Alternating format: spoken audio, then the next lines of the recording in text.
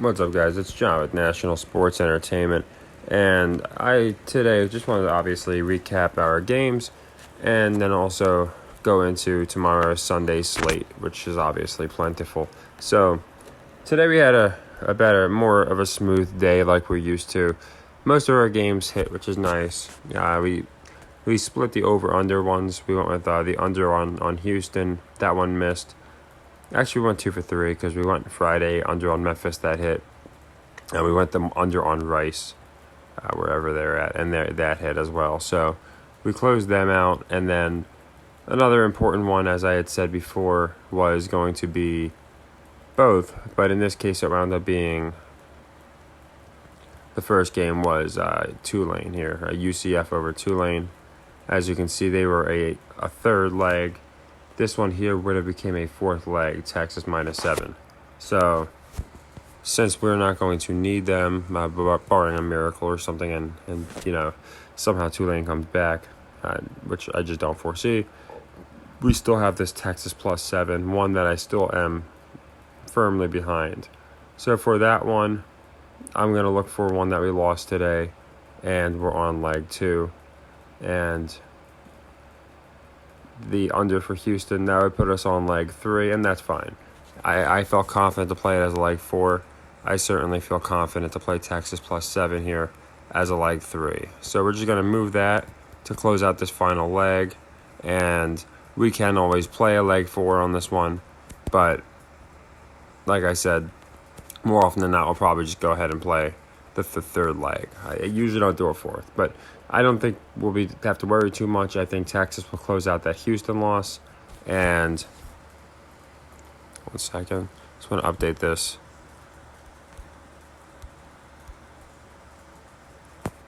Okay, and then there we go. And then Texas +7. Okay, so Texas +7, I like, so I have them. And the rest are essentially closed out. As you know, we got the Broncos coming up tomorrow. That's the first game I went into. And you can see we have the Heat going on tonight. That's the only basketball game I really went into tonight was the Heat. I didn't want to go too crazy with basketball. So, and we're looking good with the Hurricanes and all that. So that's good. So for tomorrow, we have a slate of games. And I was just deciding, because we have some leg 2s. So we might have one on leg 3, depending on how Texas does. So I obviously always want to pick the best games. And I know a lot of people are loving the Seahawks here. A lot of people for different reasons. And I just don't have Tom Brady in the same category as Aaron Rodgers. I don't think he's being shamed to the level Rodgers is. I think they still understand Brady's a draw. And while he might lose some games and look foolish, I do think in the only game ever... Actually, I think they have had Munich games before, if I looked into the depths of the history, but it's really, they're marketing it as the first game in Munich. I just can't imagine Tom Brady doesn't have a good game and win. I actually thought that's why the Rams were going to beat them last week. I thought that, the Bucs comeback tour or whatever. But again, I don't think their comeback tour is going to be like the Broncos. I think they're going to be back and forth. I don't think they're going to be winning a long string of games in a row. I just do think they win this game. So this one I like. I don't like it as much as I like Russ. There's not many that I like as much as I like Russ, but I definitely do like the Tampa Bay Bucs here, and I like them to cover that 2.5. So I'm gonna go ahead and just make sure, because a lot of times I'll forget to catalog one, and I want to make sure everyone, as I'm doing it, you'll be able to, however you chart your picks, you'll be able to get them. So I do like them to cover the 2.5. There's parts of me that wants to buy like half a point, like in case somehow it is exactly a 2-point game or something. But I don't think anything too crazy is going to happen. It's going to be a first leg. And I think if the Bucs win, they cover. Not that it can't be exactly a 2-point game. In this case, I think if the Bucs win, they cover. So that's the first one that I like besides the Broncos that I really like. I like the Bucs there. In Munich, technically at home. I brought that up as well. The Bucs have yet to cover an at-home spread. Technically, according to the Vegas metric, they are at home. This is a home game, so this would go over their home game spread column. So I do look at metrics like that because they do matter. At the end of the year, certain teams are just not going to finish, as I said, undefeated at home or winless at home against the spread. Some might do worse than others, but just overall. Now, this Texans game, this Giants game is giving me very serious vibes to last week when, for some reason, they decided to make the Seahawks 3-point favorites. Here, the Giants are only 4.5-point favorites at home against Houston. So, for that reason, I would typically like the Texans to cover. Then I wonder, there's always the narratives versus the traps. So is this so Daniel Jones can get some redemption and look really good again? It could be. But because the line is so suspicious to me, and I think I always say the AFC South, in my opinion, is the spoiler division. We can look over the injuries and see what's going on there. Okay, doesn't look like anything too new. Brandon Cooks is questionable. So yeah, nothing to me would indicate based off this that maybe the Galladay injury could be if he's not playing, but really nothing key. Nothing would indicate to me that the Giants should be minus 4.5. I would think they should be -6, -7. I don't understand why they keep getting these kind of odds. And you saw last week it was a trap. So I'm going to double down on that logic and say that it's again going to be a trap. It's definitely, in my opinion, way too light of a number for the Giants to be laying only 4.5. So for this one, I do like the Giants. And as I've gone over before, in some cases, some of these will be 1 o'clock games. Some of these will be 4 o'clock games. I'm sorry, we're going Texans to cover that spread. But so what happens is, say one doesn't hit, and then one that we have playing for a first sequence is up at 4 o'clock. We can always go ahead and make our second one, or 4 o'clock game, the second leg. That's what I did today. If UCF was to lose, I made Texas was in line to be the second leg, and then when Houston didn't go under like I thought it would, I put Texas in its place. So you can see it's the same concept, and the other ones they didn't jump out to me as much as the other couple lines, but I did like a few of them. I'm going to go into the Sunday and Monday night games once I have a better chance to look at them. Chargers-Niners should be very interesting. It's an interesting dynamic, so I'm curious. They could play that one out a couple different ways. But Brady and Munich jumped out on me, and Russell, just because of the whole "let's ride." I think he's turning it around, and he will string together a bunch of wins. And the fact that I got in at Denver +3. So I thought that line was a little off too, where we know what's going on with Russell, but the public really, all they've seen is him have one decent game here and now, and the Titans play really good football. So I don't think there's a big reason why the public wouldn't be all over the Titans. That's another reason I like that game. Now, as far as a few of these other games, we have Saints, Steelers. I was looking at that game, and some of these games that I feel like don't get a lot of public actions, I've noticed this a lot because I've bet teams like the Commanders this year a couple times. I've bet teams like the Colts quite a few times. And you can argue these are teams that really don't have much of a following compared to other teams. So I noticed that in those type of games where you had teams like the Commanders, you had teams like whatever it may be, the Lions, versus Steelers, just again, nobody's going to care that much about. I did notice that those games had traps way less often than your, say Baltimore versus the Giants, or two teams with more of a following. So I've noticed this trend where, I guess games nobody's gonna watch. I guess I and you think they would have more shenanigans, but these Saints Steelers type games, another one, Colts Raiders. Even Raiders have somewhat of a following, but I would say Colts Raiders would fit that category. And there's not a lot of those teams, but there are a few. Nobody. It's a divisional rivalry, but I think it's been dead for a decade here. Lions, Bears. These type of teams I've noticed, and it's not always the case, but I noticed it happened the last several weeks, so I'm going to keep paying attention. This looks like a trap, but since both these teams suck and there's not going to be that much public action, I feel like they're not trapping that many people, so they don't care that much. So I'm curious to see if this is a trap. I think even though they suck, most people would agree the Saints are a far more competent team than the Steelers. They have way more, not only stars, but they have a better system. They've been together longer. This is being portrayed as one of the worst Steelers teams we've had in a long time, whereas the Saints have at least competed. So I do like the Saints. Normally, I would consider that a trap game, but I do think in this case, and the -1's fine. I think in this case, it's, again, because not a lot of people are going to have too much money on it, Vegas really isn't too concerned. The Browns-Dolphins, that one to me is flipping a coin. I could sit here and say all day, I can give you a case for either team. I would lean Browns if I had to pick the game. I'm not going to play it. But I can make the case it looks like a trap. But they always give the Browns these kind of numbers, so I'm not too surprised. They were just, I think, favorites against the Bengals. So they do this with the Browns all the time. And obviously, I'd say the game that people are looking forward to the most here is going to be the Vikings at the Bills. And this one, I've been fading the Vikings a lot and, paying for it. So, I'd hate to make the same mistake, but, they're pushing Josh Allen as injured.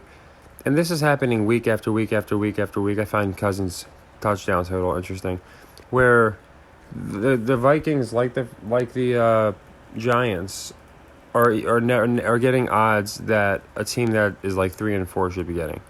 So to be getting a touchdown here, this is what I meant when I said the Giants should have that over the Texans, not 4.5. Meanwhile, over here we have two very, in my opinion, evenly matched teams.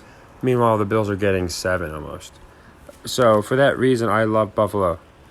You have an injured Josh Allen, and in most people's opinion, it's going to be it's going to be two evenly matched teams. So you might have a lot of people on, say, the Minnesota money line is possible, but people are really going to be on the Minnesota spread here, because I just believe, and this is where you can buy the 7th point.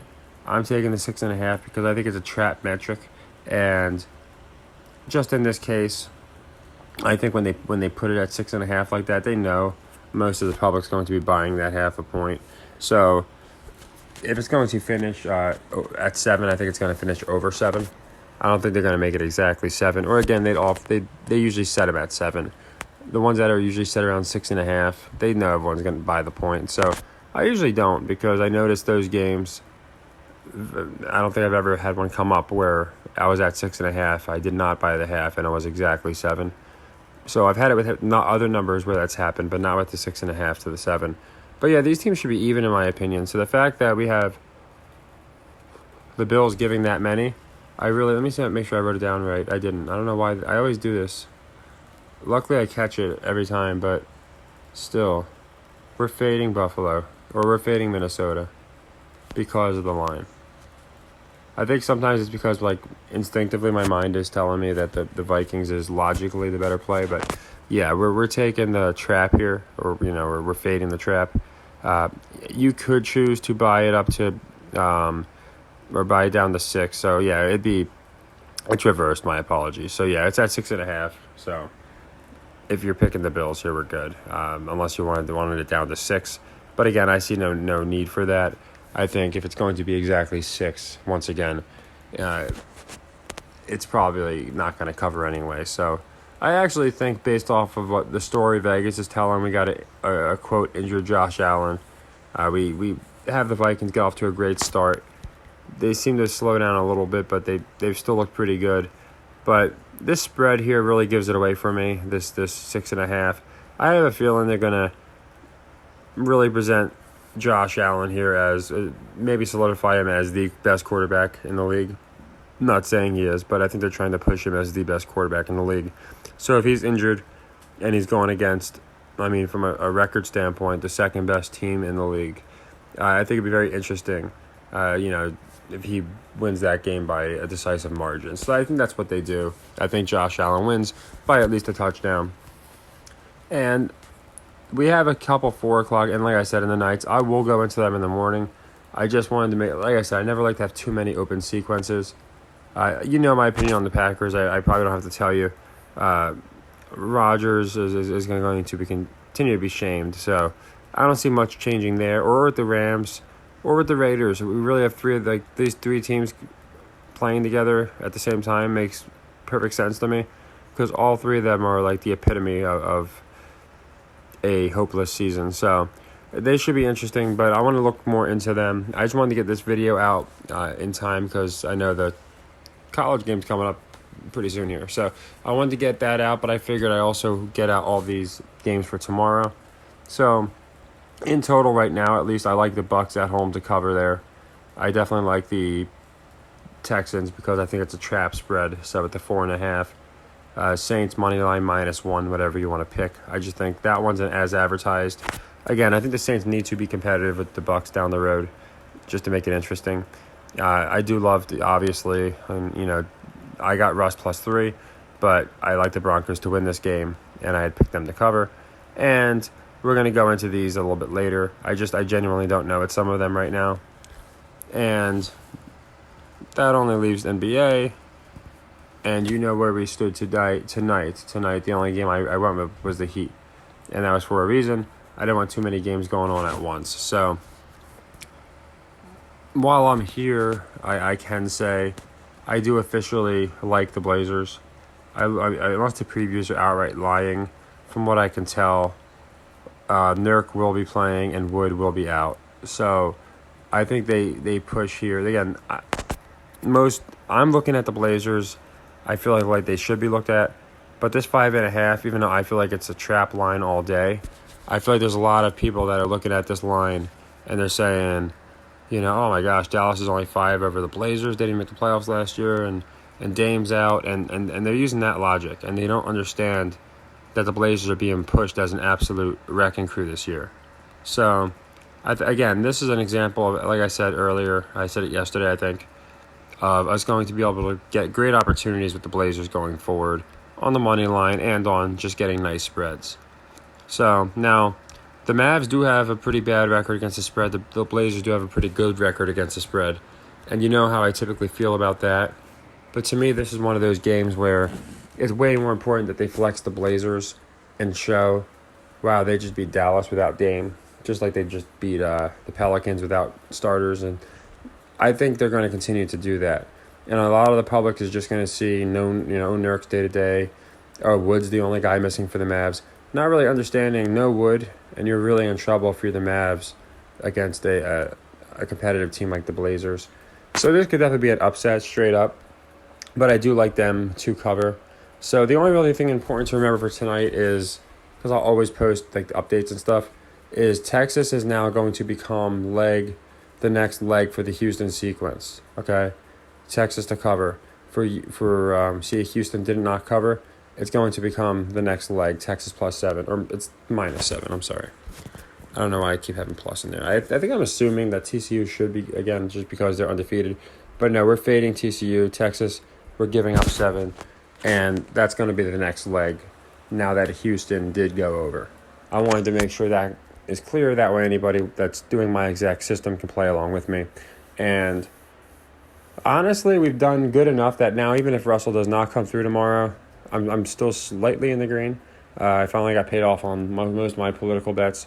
And if Russell does come through like I think he will, we're doing phenomenal. And I'll be able to go into the system and our picks and how we've grown. The chart's fun to look at because it does show how the system works. But yeah, even if Russ does not come through and we lose that leg 4, we are officially, as of the Hurricanes winning, going to be in the green. But I have full faith he wins. And I have full faith we get Texas later. So I just wanted to go into that, though, so you guys knew. And I also figured I'd get out tomorrow's football picks. So take care, everybody. Happy earnings, and let's ride.